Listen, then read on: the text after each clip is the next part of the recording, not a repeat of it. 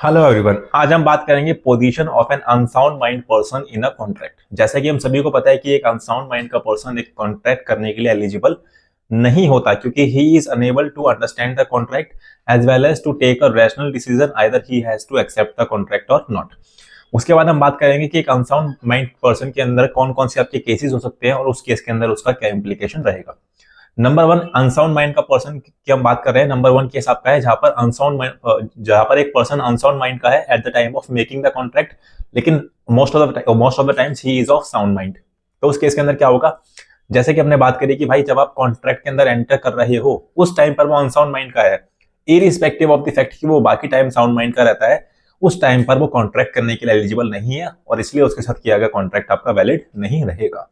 दूसरा केस आपका क्या हो सकता है कि मोस्ट ऑफ द टाइम्स एक पर्सन अनसाउंड माइंड का रहता है, लेकिन जिस समय पर आप कॉन्ट्रैक्ट कर रहे हो उस समय पर वो साउंड माइंड का है, तो उस केस के अंदर आपका कॉन्ट्रैक्ट वैलिड होगा, क्योंकि जिस समय आप कॉन्ट्रैक्ट कर रहे हो उस टाइम पर वो साउंड माइंड का है। तो इसका क्रक्स क्या निकलता है कि आपको सिर्फ एक चीज चेक करनी है कि जब आपका कॉन्ट्रैक्ट बन रहा है, जब आपका कॉन्ट्रैक्ट हो रहा है, जिस समय कॉन्ट्रैक्ट के अंदर वो एंटर कर रहा है, अगर उस समय वो साउंड माइंड का है तो कॉन्ट्रैक्ट वैलिड, उस समय अगर वो अनसाउंड माइंड का है तो कॉन्ट्रैक्ट इज नॉट वैलिड। सिर्फ आपको उस टाइम को देखना है, मोस्ट ऑफ द टाइम्स वो साउंड माइंड रहता है या अनसाउंड माइंड रहता है उसको आपको नहीं चेक करना है। ऐसे ही इंपॉर्टेंट वीडियोस के लिए चैनल को सब्सक्राइब कर लीजिए, बेल आइकन को कर लीजिए प्रेस, वीडियो को कर दे दीजिए एक थम्स अप और फटाफट से मुझे इसके एग्जांपल्स दे दीजिए कमेंट बॉक्स के अंदर। मिलते हैं अगली वीडियो के अंदर, टिल देन कीप लर्निंग।